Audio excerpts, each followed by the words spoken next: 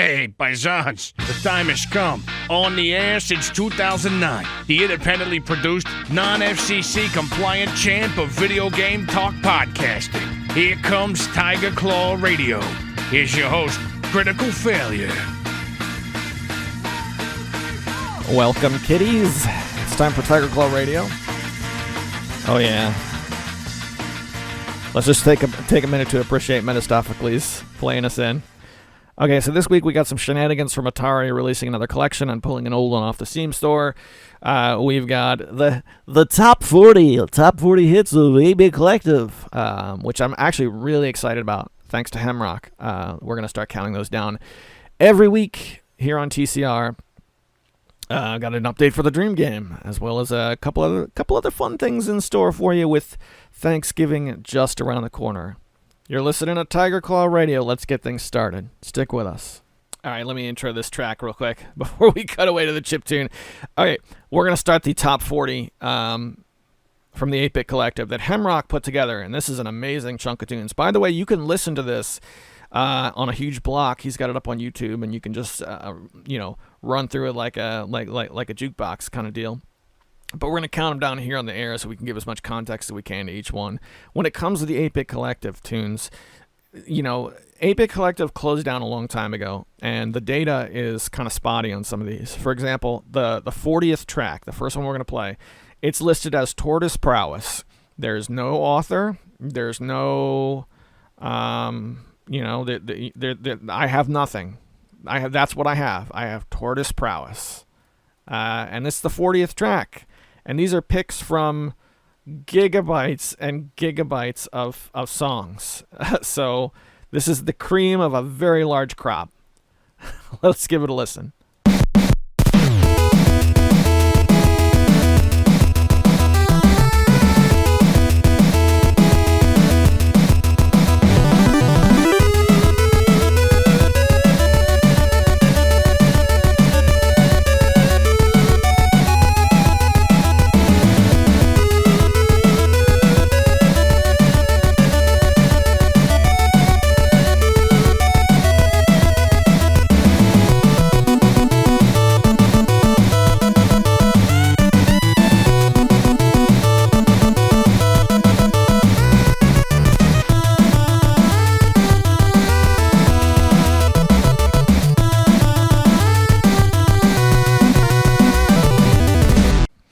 Talk about some things going on with gaming before we before we move on to the Dream Game update. We'll do that a little bit later. First, let's talk about what everybody the world outside. So Atari, okay, Atari is up to Shenanigans again. Not Shenanigans, but they pulled the Atari Vault off of the Steam library. And I got news that they were doing this like halfway through the week. They pulled it. Now, this was a game that you could get. They sold the key on key websites for 99 cents or less. And the last time I checked, it shot up to $3.50, which is still super low. But let's see what it is now. Kingwin is the site I usually use. Bear with me. And not that the Atari Vault was a great game, but I wanted all my kids to get it on their accounts so that we could do high score battles. Atari Vault. So they have a new Atari collection out. Okay, so it's the Atari Vault. If you want the old one, it's still only $3.90 if you go buy the key. The new one is, what, $50 or $40? It's a lot for an Atari collection. And I'm reading the reviews, and people are raving about it, man. They're saying this is a really good piece of software. Let's see if I can bring it up now. It's from Digital Eclipse, who does... I recognize that name from previous collections. Particularly like on the Game Boy Advance, they would do, like the Pac-Man collection and stuff like that, but apparently they've been doing like all the collections that specifically the Mega Man ones. All that's Digital Eclipse. So yeah, they apparently did a good job. Yeah, $39.99. It is the Atari 50th, the anniversary celebration, and people are saying it's okay. I thought about actually throwing down the money, provided that it worked. Like, if there's some way for me to figure out if it worked with the Atari joystick that I bought a while back, I could throw down some money. $40 is a lot. It's a lot for Atari. But yeah, that's the thing. It's very, very highly rated. People are saying that it's not just for better or for worse, it's not just throwing all the games together for, a quick cash grab. It is something that, if you're interested in Atari, then there is something for you there. So yeah, we'll see. We'll see. Time will tell. What else I got in my notes? Sales are happening over on Grey Dog Software. They do like sports statistical simulations and that sort of thing. But what I know them for is Total Extreme Wrestling, that series. They have a series of games where you can book wrestling matches, and you can use JPEGs from your computer to create wrestlers and stuff. So it's one of the games where I can make my memes come alive and run the meme wrestling organization, and we can book matches and stuff like that and run storylines and everything. I like it. It's a good game. So those a couple of the old versions have been on Steam for a long time, but the latest one, Total Extreme Wrestling 2020, is only available direct from their website. And since it's not on Steam, that means no Steam keys. That means no Steam sales. It's just up to them how they want to do it. And so they do a sale once a year, apparently, on Black Friday. Excuse me. So I picked that up. It's usually $35, and I got it for $24, $25. Which is still a lot, but being into these like these statistical games, managerial games, they're really expensive, and that seems to be, with a few small exceptions, across the board, it seems to be a very expensive type of game. The good news is I don't see a lot of like DLC in this type of game. You get the game, and that's the game, and instead of DLC, they just make a new one every year, and that's how they get you. Which I think I'm more okay with that. I feel like that's at least a little bit more upfront. So, Total Extreme Wrestling 2020 has been fun. I also played... I got into Football Mogul 14, which I think is 99 cents. How much does that cost these days? Football Mogul. So apparently... No, I'm sorry. Football Mogul 15. So the way it was explained to me is we have Out of the Park Baseball. That company is making the best baseball, statistical analysis games. But before they were king of the hill, which kind of happened in 2014, Baseball Mogul was the king. And now they are not. And why are they not? Might you say? Because they release a game every year, and every year it's the same game. The interface looks the same. The problems are the same. They're not, So if you never played it before, apparently it's great. That's what people are saying. But this is not a buy the game every year. So their football version, Football Mogul, some of the older ones like Football Mogul 14 or 15. You can get for pennies on the dollar. So I did that at one point, and I started giving it a shot, and yeah, it's kind of fun. Football Mogul regular price is $12, but there's no way I paid $12 for this. I must have bought this on sale for like 50 cents or something. Text only. A lot of the strategy games like that, like Out of the Park Baseball, and another great example would be Football Manager, like European football, the Football Manager series that usually sells for like $60, $70, something like that. A lot of flash in those games, a lot of shine, a lot of really great presentation. The Mogul games, there's none of that, and part of me kind of likes it. It's just like a half step above just having a spreadsheet in front of you and rolling dice with no images. I gotta say, part of me kind of likes that. And that's why I'm checking out a sports managerial game, and I'm not even a sports guy. I think more of it is just that this is a part of gaming that has been around. This is it's a small subset of gaming. And sometimes I just like to turn on the flashlight and see what else is out there in the gaming world. I'm not a sports guy. I'm not going to be one of those guys that has 1,000 hours in this game, in a sports game, no matter how good it is. But I like to just take a look, I'm particularly not a big football fan, but I remember my dad was. He was a Washington Redskins fan, so I just visited every once in a while. That's cool. I like that I can change the names of teams. Being a household that was a fan of the Washington Redskins, we didn't care much for the Dallas Cowboys, so I can rename them the Dallas Butts if I want in Football Mogul 2015, and that's kind of funny to me. A tip of the hat to all my fellow Texans out there who may enjoy the Dallas Cowboys performance. In my Football Mogul 15 game, they are the Dallas Butts. I'm very sorry. All right, but that's all I'm going to say about that, because those games are, look, I know exactly what they are, right? Think back to, the cartridge-based days.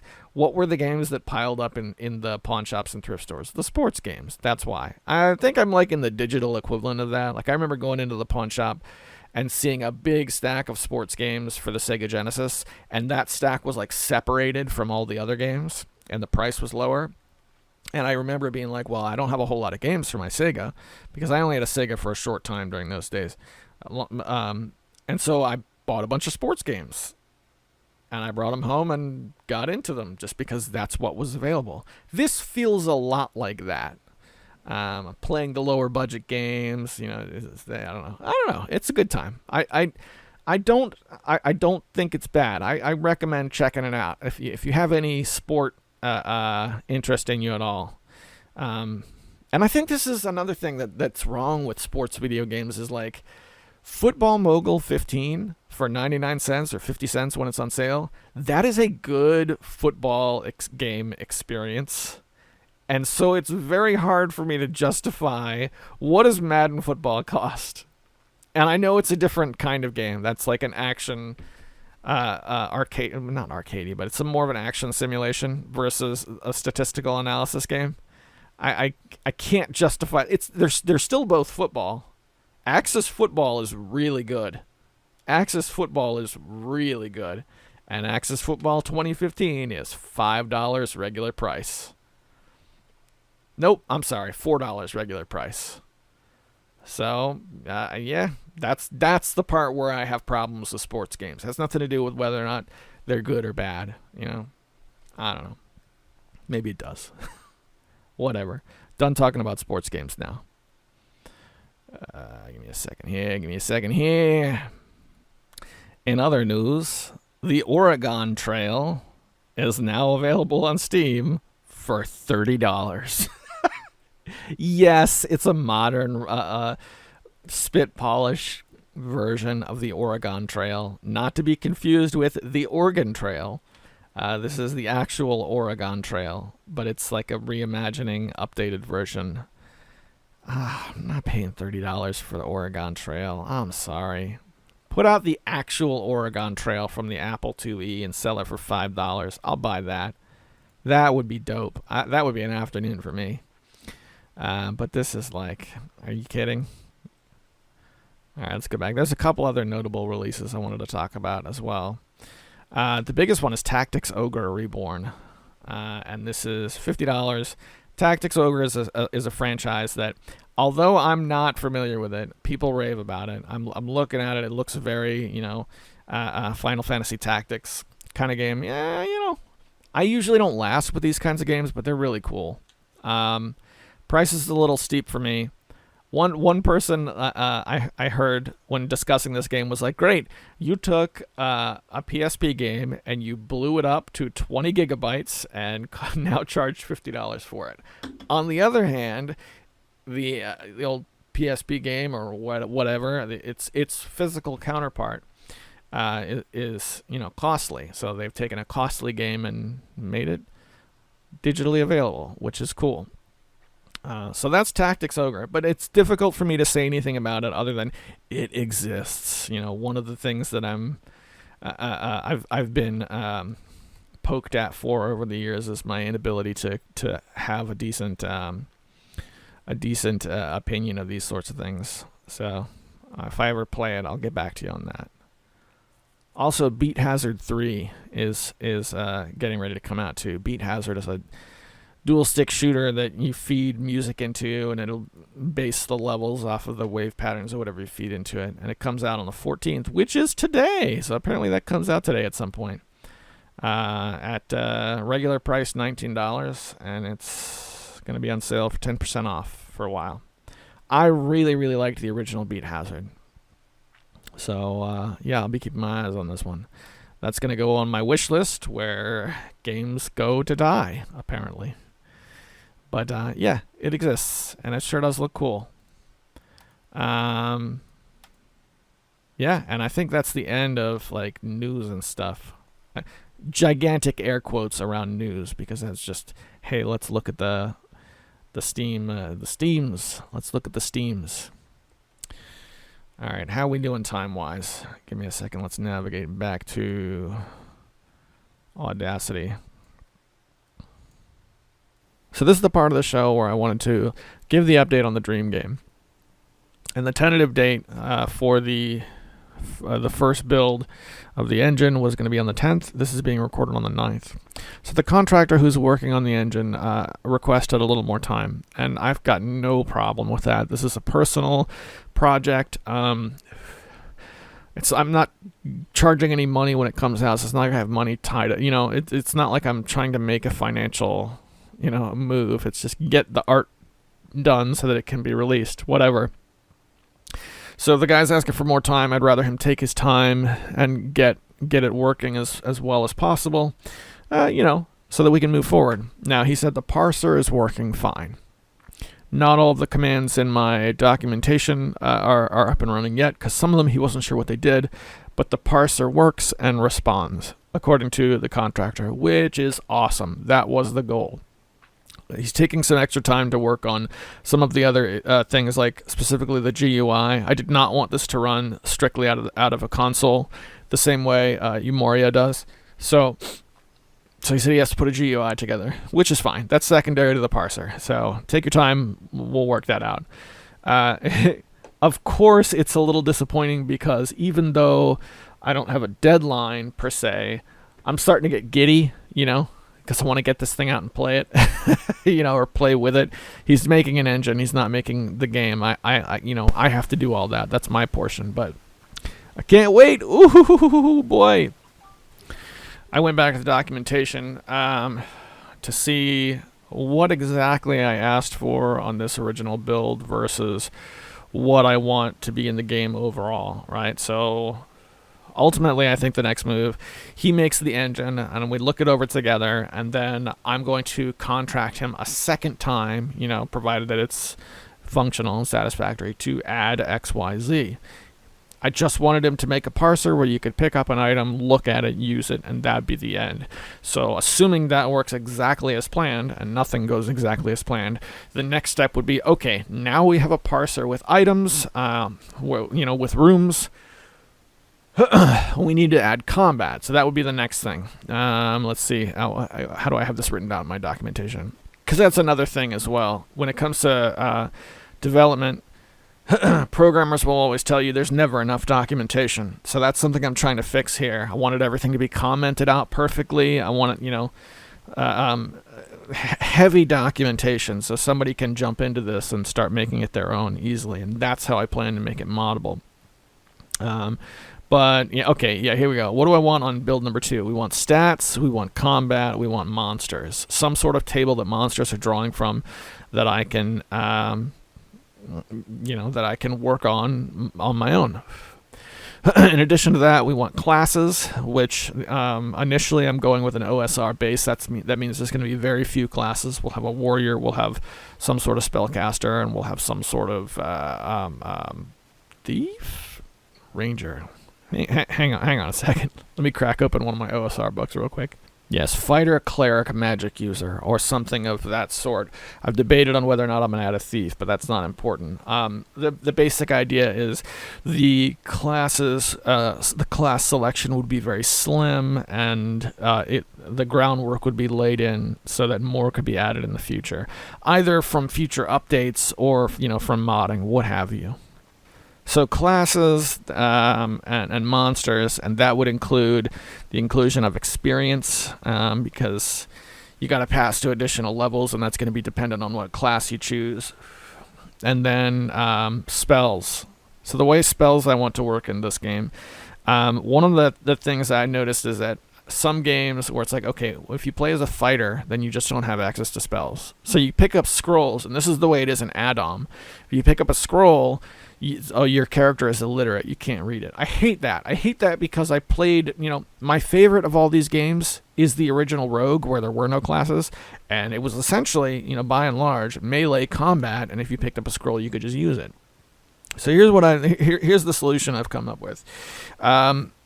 If you are a mage, then you have a spell book, okay? And if you pick up a scroll, then you can do one of two things. You can read the scroll and use the spell, in which case the scroll expires and goes away. Or you can transcribe that scroll into your spell book where it can be used over and over again. And that transcription process uses the scroll and it expires.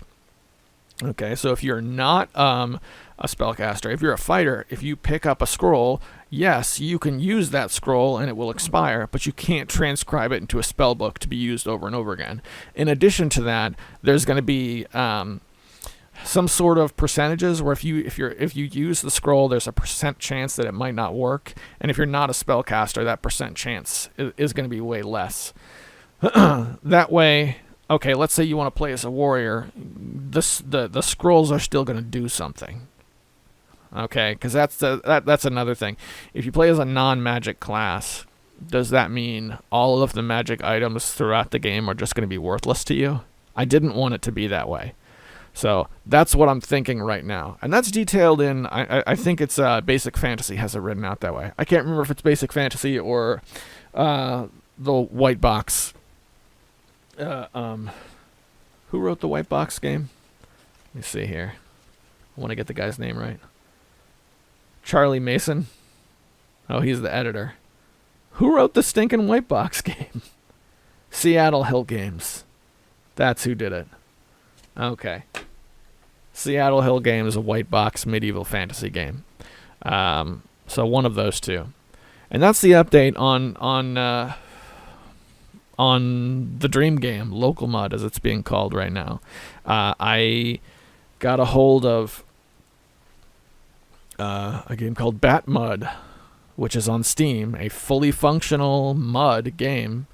And I've been playing it, because if I'm going to make a game that's like a mud, I want to play more like that, so I can be involved and see what's what. And it's a great game. They say it's the oldest living still mud. They started developing it in 1990 and it's still around. And you can play it without buying it on Steam. If you go download yourself a mud client, you can connect to Bad Mud and play it. I just liked that they did something on Steam and that it's affordable, and so I bought it to kind of support them. And it also makes it easier. It's all integrated, so you don't have to go through like setting up the server and all that stuff. You just hit play and make your character and whatever.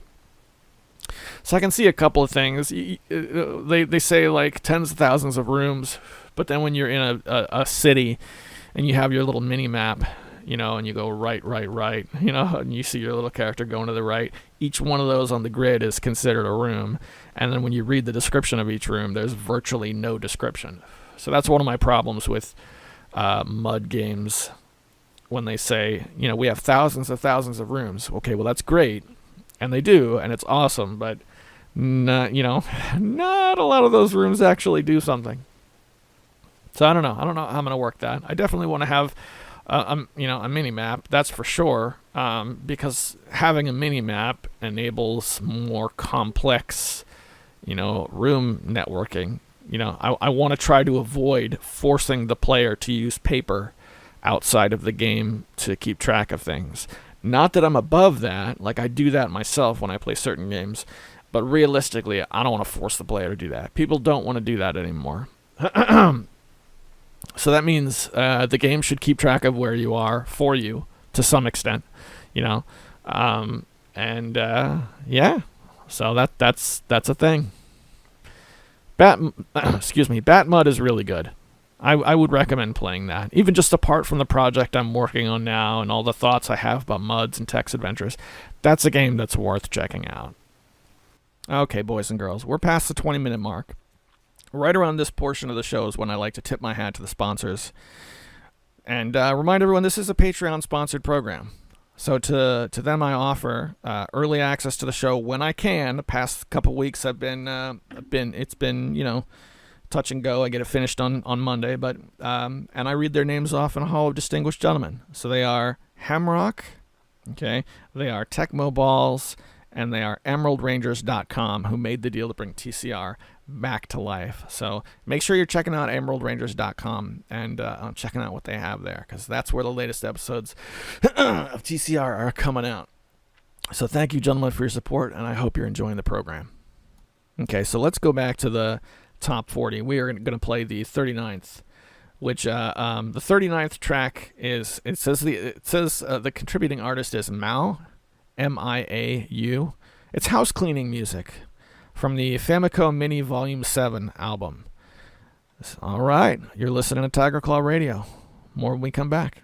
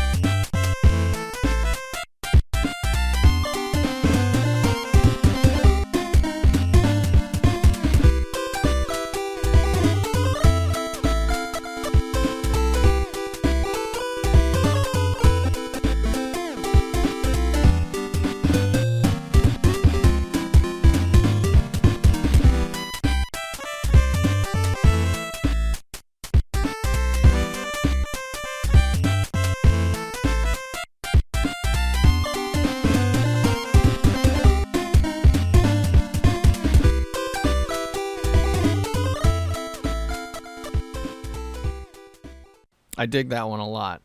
It reminds me a lot of 8-bit Nintendo. Like the real jazzy approach, but using the DCPM sample portion, of Famitracker to handle drums. The drum samples, I think, are very, very well done on that one. Their usage as well as the samples themselves. It's a good track. Good track. Not very long. I'm noticing that for these first couple of entries, short running time, which is great. All right, boys and girls, let's do the fail bag. It's time for the fail bag.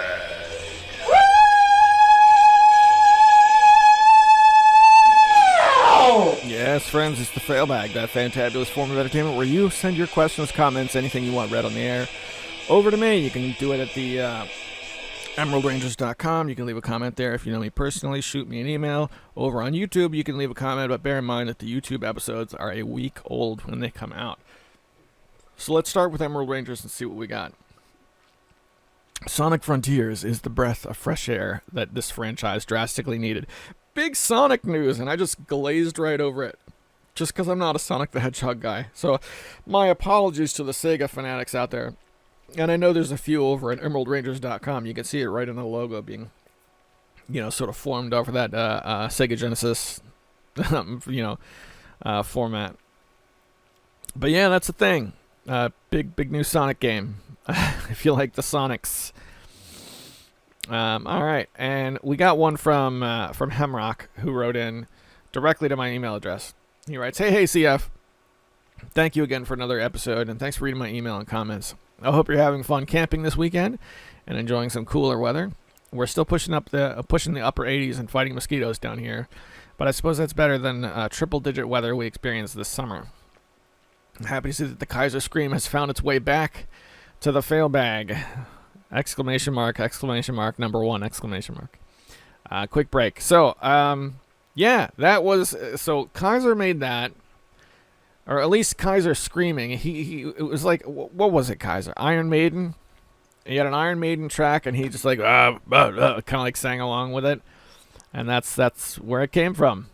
That combined with the fail bag, being a one-off gag from Gooch and the Douchebag back in their run 10 years ago. And that's one of the early one of the surviving elements of the early years. So I too appreciate hearing Kaiser. Ow! Let's get back to the email. He says that Frank Zappa YouTube video was incredible and quite strange. Thank you very much. I love the AI image generation and having some fun with that. Again, the next one that I'm working on is Shigeru Miyamoto Eats Video Games, and that is going to be quite a doozy. That should come out this week. He continues. It's good to hear KGB525 make an appearance. He's one of my favorite artists on Battle of the Bits. Speaking of chiptunes, I really appreciate you being willing to play some of the 8BC Top 40 on TCR. I think it may work best as a countdown of sorts. I completely agree. Starting at 40 and working to number 1, which is exactly what we're doing. Perhaps a tune or two per episode, but obviously that's up to you. In any case, see the link below for the MP3 files. Sort by name. I put them in the ranking in the actual file name from 40 to 1. Quick break from the email. Yes. And the fact that he was able to put this in here, that's what we're listening to this week. So the way I'm going to do this, we're going to count down at least one track per episode. Okay? So I would like to do 2 or some, but I'm going to leave the door open so that if there is a major chiptune release over on Battle of the Bits or something, then we can do it so that, okay, we've got one song from the countdown, and then we also check out, a piece from the new release. Battle of the Bits doesn't do... I mean, there's a lot of submissions all the time that you can listen to over there, but they're like their Bandcamp where the releases come out. The curated like winners of the contests. Those don't come out all too often. So if a major one drops, and it's only free for a limited period of time, then we'll work it in as well. But at least one track per week. Maybe 2. We did 2 this week from the countdown. And here again, that countdown is available for you to listen to if you want to go jam to it. It's really good all the way through. So big thanks to Hemrock for that. Let's get back to the email because I think he had more to say and I navigated away from it like a dummy. Why did I navigate away from it? Why do I do things like this to myself? Here we go. He continues. You asked about good games to play on Thanksgiving. Stardew Valley and Harvest Moon come to mind. They both have a farming/harvesting mechanic. I like the idea of playing the back catalog and taking a moment to appreciate all the games that we already have. I think that's a great idea. Yeah, me too. Thanks, man.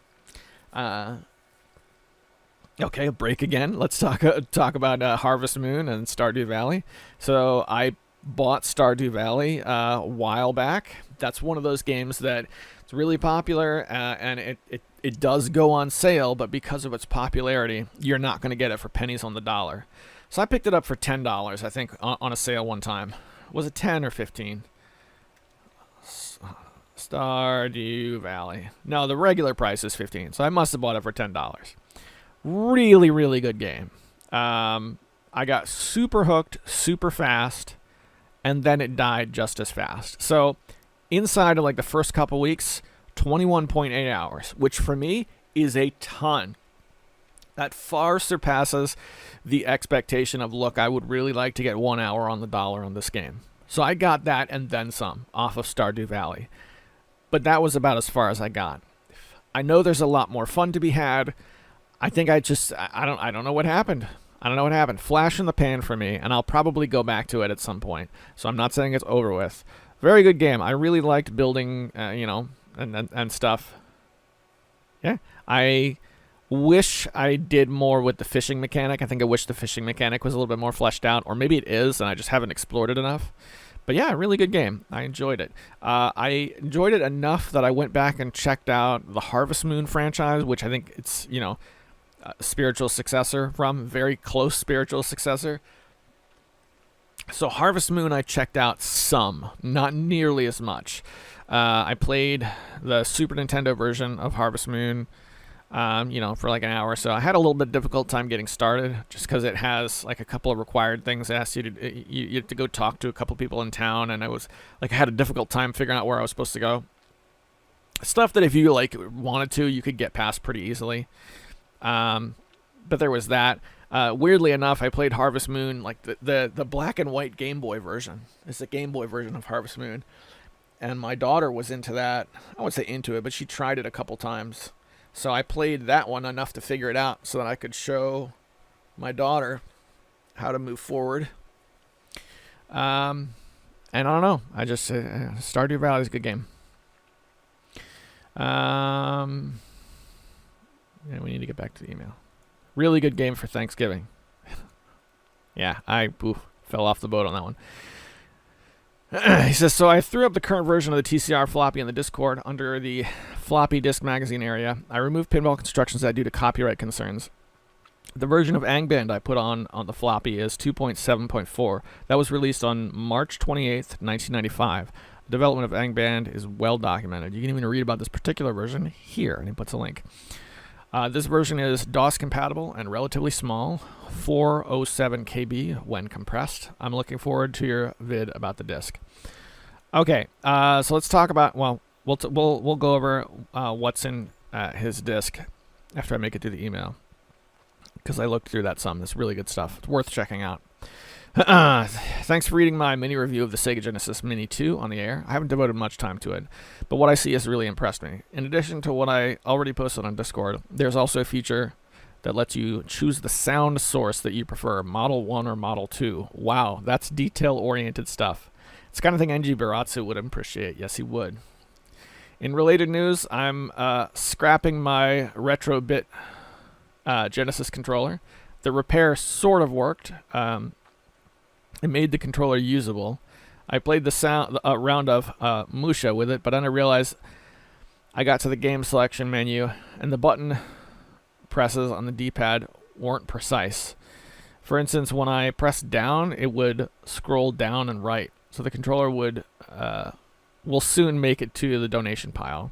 However, yesterday I took the long trek to my favorite retro gaming store where I had some store credit, and I picked up a new USB Genesis controller by a company called Old School. That's SKOOL. It looked a bit cheap, but one of the owners of the store was there and told me it was legit. I asked him if it had a button mode, and that was a deal breaker if it didn't. The Mini 2 uses the mode button to access the menu for save states and return to the game selection area, etc. Thankfully, he was a reasonable salesman, opened up a box for me to see it for myself. As it turns out, it does have a mode button, so I picked it up and plugged it in the Mini 2, and it worked like a charm. It also has a long cord like a Retro-Bit controller. While I was at the store, I saw a copy of Wizardry 5 in box for the SNES. See attached photo. Figured you might appreciate that. How's the game engine looking? I suspect that it has recently been delivered. As you mentioned, the due date was the 10th of November. Well, I better go. Hope you keep smashing through those walls. Oh, yeah. Oh, excuse me. Oh, yeah! Your friend, Hemrock. Yeah, you got to read. It's the Kool-Aid Man. It really should have been voiced by Randy Savage. Oh yeah, because that's how he sounds in my head and in my heart. All right. So the Genesis Mini. Yeah, I remember NG in particular was really hard on Genesis collections because of the way they handled sound. And it would make sense because in the old days, I remember he had a Model 1, right, with the volume slider. And I think most of that stuff, and I might be talking, foolishly, but I think a lot of that stuff didn't emulate Model 1 properly. I don't know. You'd have to have somebody who knew more about Sega to explain it. But yeah, he was a big stickler for sound. Genesis really, nothing else sounded quite like it. That's for sure. So that's really awesome that they did that. As far as Wizardry 5 is concerned, I looked at that. That is really cool. And the price, let me pop it open here. So they have $40 for an inbox version. That's not terrible. These days, that's not terrible. I have a copy of Wizardry 5 for the Super Nintendo, so I'm not falling all over myself for it. But it is really neat to see. I never saw one in box, and I would be very interested to see like what came in it, like to see the instruction manual or something like that. Because Wizardry was a game where it was designed that you had to have feelies, you had to have documentation outside of the game to play it. So when Wizardry 5 came out, or any of specifically Wizardry 5, more than the rest of them, that was designed to incorporate those external documentation into the game. For example, in Wizardry, you were expected to keep your own map. And in Wizardry 5, they made it so that the map is in-game. Simple things like that. But that being said, what is now in the instruction manual? I don't know. It'd be kind of cool to see. Yeah, it's a good game. It's a good game. Very good game. Is there anything in this email that I didn't? Oh, yeah. The DOS magazine. I got that on my desktop still. Let's jump over to my desktop and take a quick look. Wow, it's gone from my desktop, which sucks. That's all right. I'm going to pop over to Discord and grab another copy real quick, and we'll take another look. Oh, that's cool. I just popped in and had a nice exchange with somebody named Suki playing Frozen Synapse. He joined the Discord. We've got a play-by-email section asking if there was anyone interested in Frozen Synapse. Heck yeah. So I shot him a friend request on Steam, and hopefully we're going to shoot each other in the land of make-believe, which will be awesome. So that said, let's shift gears and go back to the... we're going to go back to the disk here. And here we are. I've got it all set up.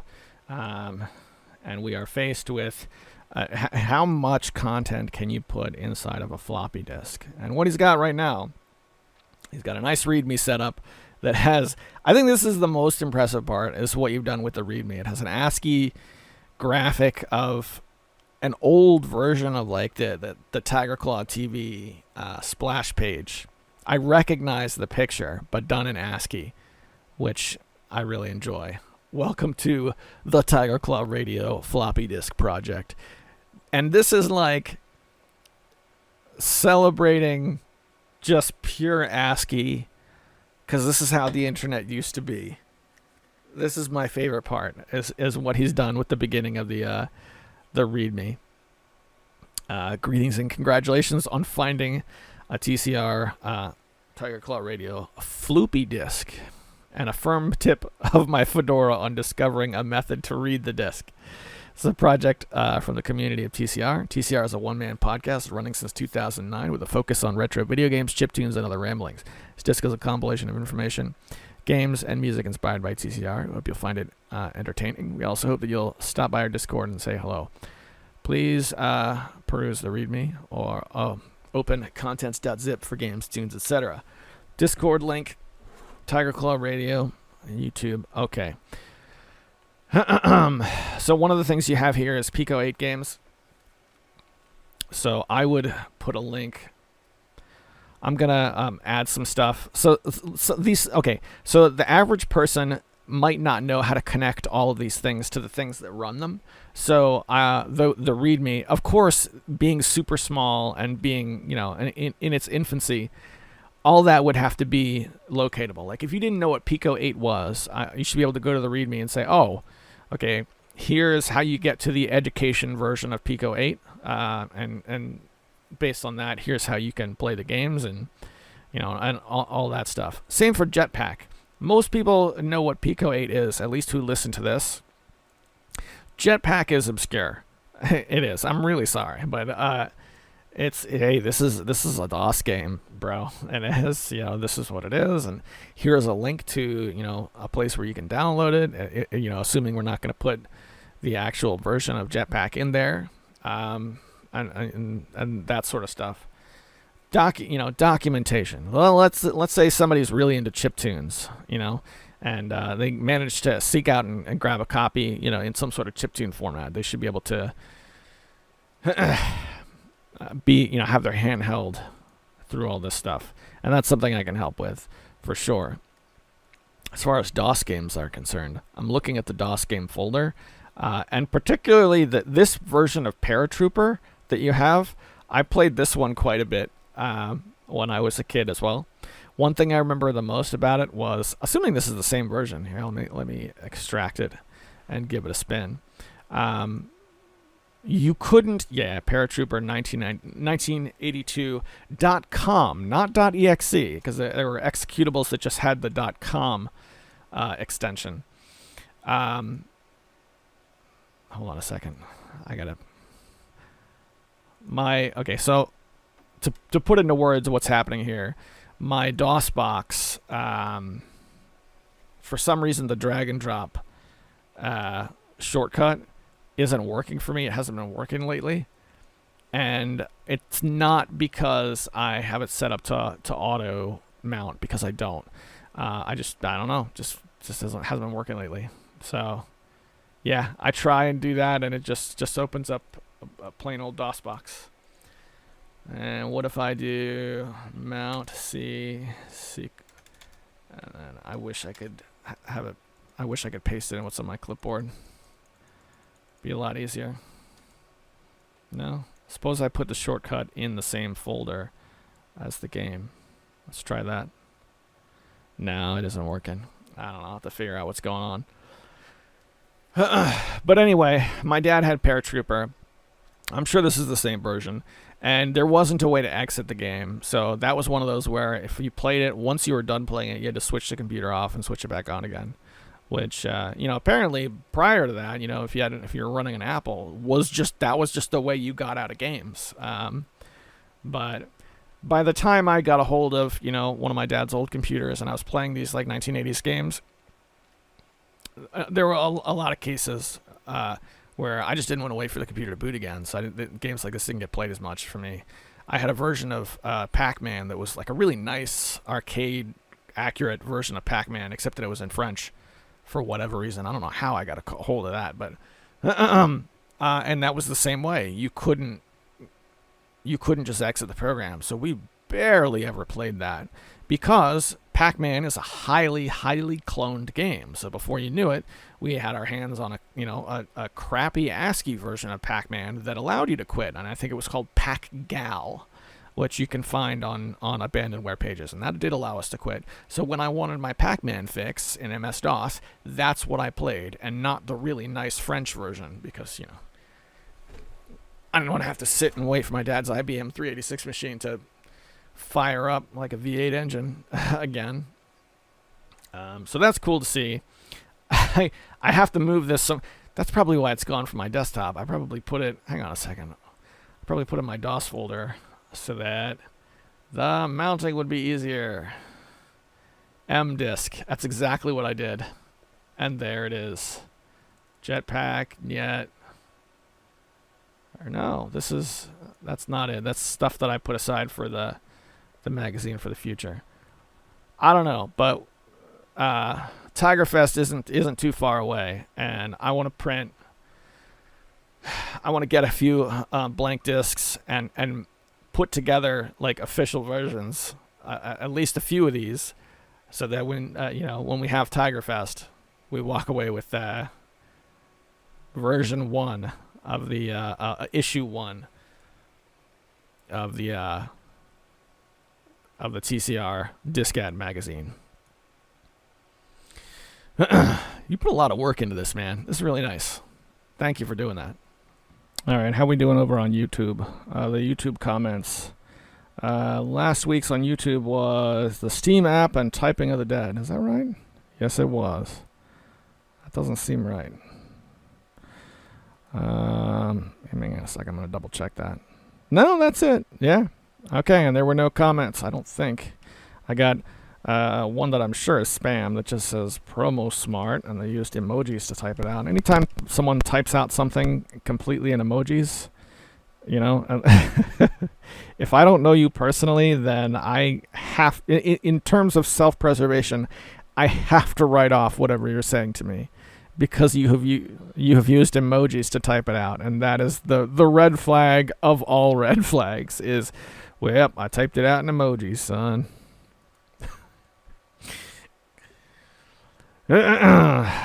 So is that it? We got a couple of comments that I don't think were related to TCR from 2 weeks ago. Let me backstep just a wee bit.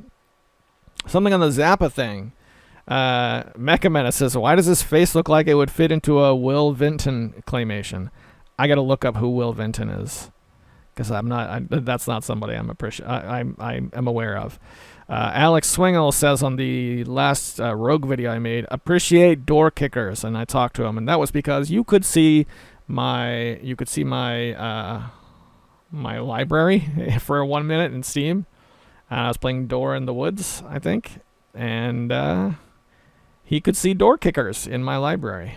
So yeah, door kickers, fun games. Boys and girls, you know what that sound means. It's time. Time to hang it up for the week. I just want to let that play for a minute. I still use this as my outro, since it's this Dave song from Maniac Mansion, but not the actual NES cut. This is the VG Music MIDI cut. Be careful what you make your working copies, boys and girls, because sometimes they manage to stick. Whatever it is you're dealing with in your personal lives, I hope it's going well for you. And if it isn't, keep at it. I hope it goes better for you. Take care of yourselves. And remember what the Kool-Aid Man does. Smash through those walls. Oh, yeah! I'm rooting for you. I'll see you next week.